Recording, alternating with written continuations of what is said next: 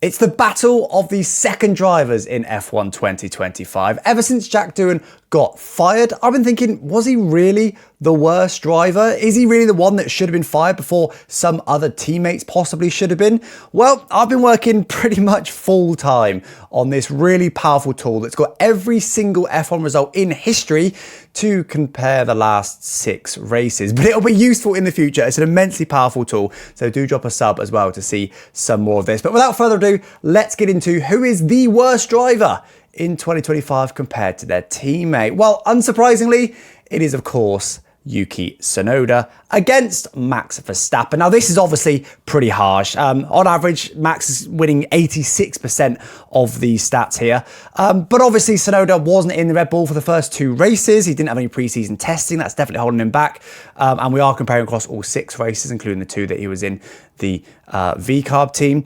But honestly, I think this is just as much Max as it is, all the turmoil that's been going on with the second team. I mean, just look how one-sided that entire thing is. None of it is even remotely close. Honestly, this is the least fair comparison, but I'm doing it in reverse, average, least even teammate order. But statistically speaking, Tsunoda is the worst teammate in 2025, but we can take that one with a big old pinch of salt. Next up then, perhaps unsurprisingly, is VCarb. Now, again, not a perfect comparison because Lawson obviously hasn't been in that car. But bearing in mind, I've included all 6 races, which is 2 that Lawson was in a Red Bull while Hadjar was in a VCarb. So this is actually stacked against Hadjar, and yet Hadjar is still doing the second best in terms of teammate. 83% on average is his ranking compared to 17% for Lawson. This has to be the worst performance of anyone in the field, and it's not even close. Lawson is up against a rookie, unlike Doohan, who was up against a decent, experienced driver. Lawson also had the backing of Red Bull at the start of the season to give him the best prep surely that money can buy to go Formula 1 racing, and yet he can't even hold a candle to Isaac Hadjar. Now, nothing against Isaac Hadjar. I actually think he's doing incredibly well this season. I just don't understand. If we're getting rid of Doohan, then surely we get rid of Lawson. I suppose he's already been demoted. Honestly, though, I think for me, if he keeps up the current trend, which is not really being even close to Hadjar, I mean, just look at the average qualifying gap, 4/10. Hadjar was quicker than Lawson in qualifying, an average 16 seconds in the races. That's massive. If he keeps this up, I can't see him finishing this year. I think if Lawson keeps getting demolished this badly by another rookie, summer break, maybe, and then he's gone, surely. And next up then, after the farce of the Red Bull Young Driver Academy, we have got Alpine. So this, of course, is the last time we'll be able to look at this stat because Doohan, of course, has been, I was going to say retired. I don't know. He signed a 6-race contract. It wasn't renewed. His replacement, Colapinto, has signed a 5-race contract. So we may see him back in 5 races time. Who knows? But for now, he is the kind of worst of the rest, if you like, behind the Red Bull team, which has swapped drivers. 81% towards Pierre Gasly, this one on average. And you can see it in the stats, 4-2 in races, 5-1 in quali, 2-0 in the sprint, 7 points to Doohan 0. And also, the race is only 4-2 because Gasly DNF'd both, one of which was disqualified in China, and the other one was DNF in Saudi Arabia against one of the Red Bull drivers, weirdly. So, yeah, it is a pretty big walkover. I think from this, you can, to some extent, see why Doohan was let go, but also it's not horrifically bad stats considering he was a rookie coming in against an experienced guy. I mean, 3.5 tenths in quali, 20 seconds in the race. So it's not great, but I don't know. I just think it's a bit harsh, but I also think, he signed a 5-race or 6-race contract. He's been let go after 6 races. I don't know. I just hope that Alpine don't just completely, ghost him now and block him on all platforms. I hope they continue with him, put him in some FP1 sessions, maybe put him in for most FP1 sessions, put him in the simulator a lot. Do you know what I mean? Keep coaching him. I feel like it's too harsh to give a rookie 6 races and then they never race in F1 again. I think he deserves a bit more time, but I do understand because look, 0 points, there's nothing really to lose by getting rid of Doohan. And it'll be interesting to see how Colapinto does. We'll do this review again during the summer break. And will Colapinto have better stats than this? Of course, he's got a bit more experience than Doohan. That will help him. I think most people are expecting Colapinto to do better, but the stats don't lie, so we'll have to wait and see then. Next up then, in 7th place for least balanced teammates, we have got Sauber. Again, another rookie, Bortoleto, coming in against the incredibly experienced Nico Hulkenberg. Fairly one-sided this, 74% on average, but honestly, mainly influenced by the points, where Hulkenberg scored all of their points, and 2 DNFs for Bortoleto, but both of those things are expected from a rookie. I mean, DNFing, that's not a surprise as a rookie. You know, maybe struggling to score points in a car that arguably shouldn't really be scoring points anyway. Hulkenberg is a really decent benchmark. He's been F1 for 236 races. It's his 12th season as a full-time driver. He's driven for 5 different teams, by the way, as well. Williams, Force India, who became Racing Point, who became Aston Martin. He drove for all of those brands. Sauber, twice now. Renault and Haas. So he's got so much experience. He also tends to beat his teammates. In the races, he's 123 to 113 with 2.3 seconds ahead on average. In quali, he dominates his teammates, 148 to 88 in qualifying, with just under 2/10 up on his teammates on average in qualifying. So Hulkenberg is a real decent benchmark. So for Bortoleto, who is a proper rookie, you know, no races last season or anything like that, he's doing really well, I think. Yes, okay, it's quite imbalanced right now, but we're only 6 races into the 24 race season.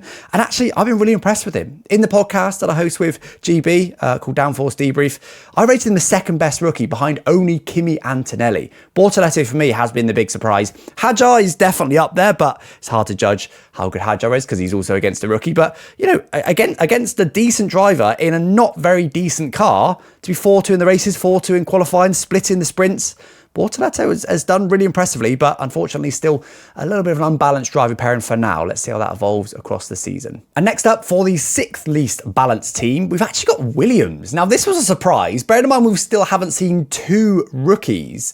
You know, we've got such experienced drivers here, Alex Albon and Carlos Sainz. I know Sainz just moved teams, but still, I'm still really surprised to see these guys so much lower. I think across the season, we'll see this go back to really, really even, possibly even the most even pairing. But yeah, I mean, this is heavily affected by those 2 sprints and for Albon and the 2 DNFs for Sainz. Those are influenced this quite heavily. It would be a lot closer without that. Sainz is currently on a 3 races in a row. He's beaten Albon in qualifying at least. So I do think Sainz is there now. I think he really struggled at the start of the season, but I think he's finally there now. I expect by the midpoint of the season, we'll see this be a lot closer. I'm thinking something like 60-40.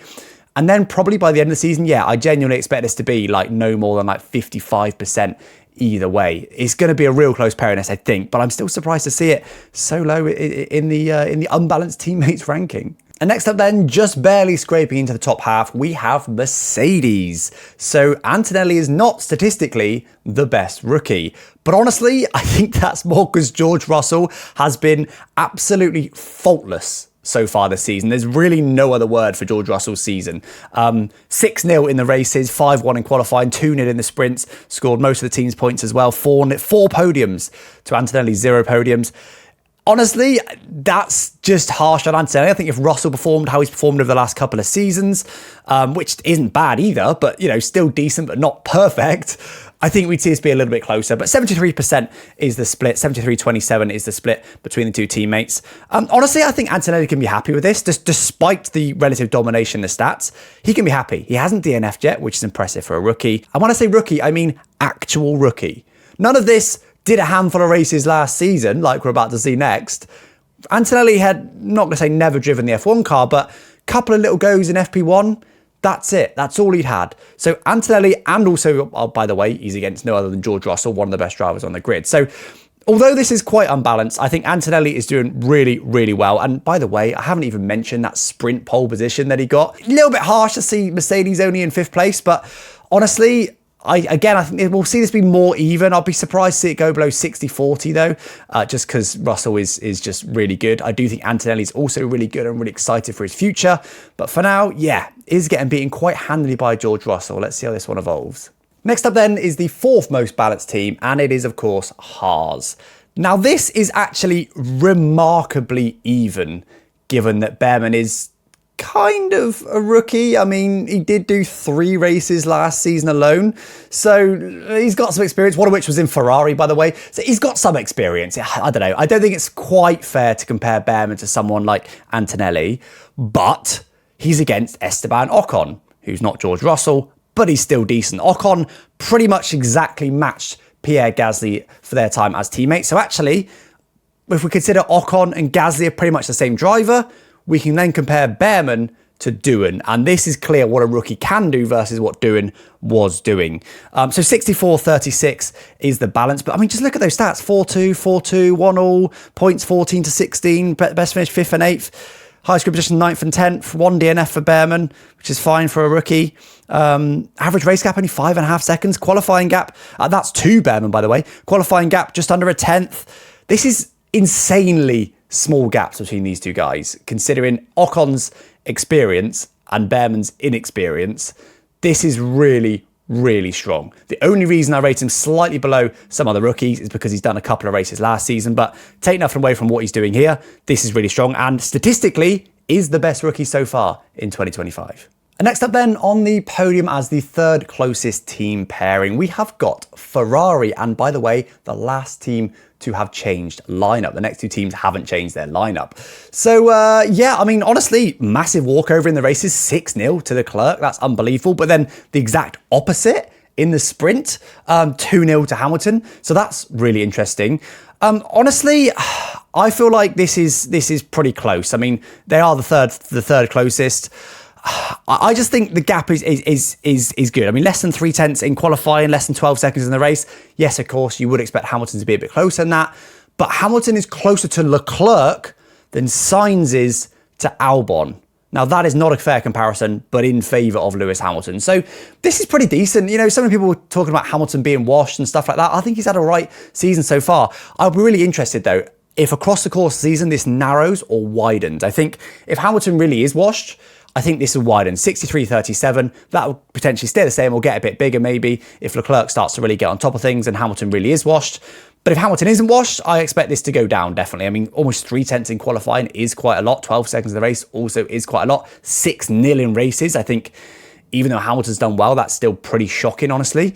So yeah, we'll see how this one evolves as well. I do feel like it's going to get a bit closer. And I think, to me, rightfully, the best driver pairing of the teams that have swapped drivers this season. And perhaps unsurprisingly, it does come from the 7-time champ. And next up, incredibly, as the second closest driver pairing in the field is Aston Martin. This video concept genuinely started as, why are they getting rid of Doohan when Stroll exists?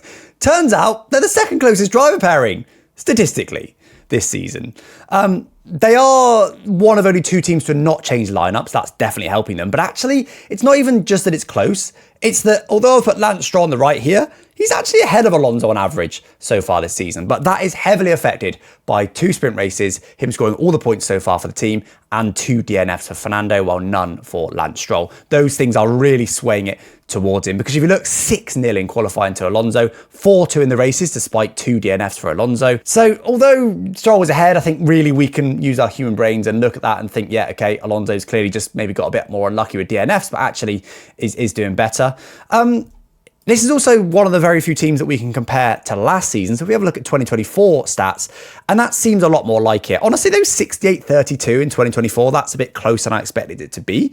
But yeah, I mean, 18-6, 19-5, you know, with some pretty strong results there. And actually, quite incredibly, the average qualifying gap is 1,000th different this season compared to last season. So I don't think we're seeing any different. We're not suddenly seeing Lance Stroll, you know, this is a surprise to nobody, but we're not suddenly seeing Lance Stroll, you know, become a genuine competitor for Fernando Alonso. It's just because we're only taking a sample of 6 races here, it's perhaps a bit skewed in favour of one driver or the other. I did say in the podcast, though, that Fernando Alonso does look a bit fed up this season, possibly even last season as well. You know, he's a 2-time champion. You know, he's on a good salary and stuff, but he's not really here to be making up the numbers, is he? He wants to be getting back to the front. So I don't think he's very happy right now. Whether that means he's not really trying hard enough, I don't know.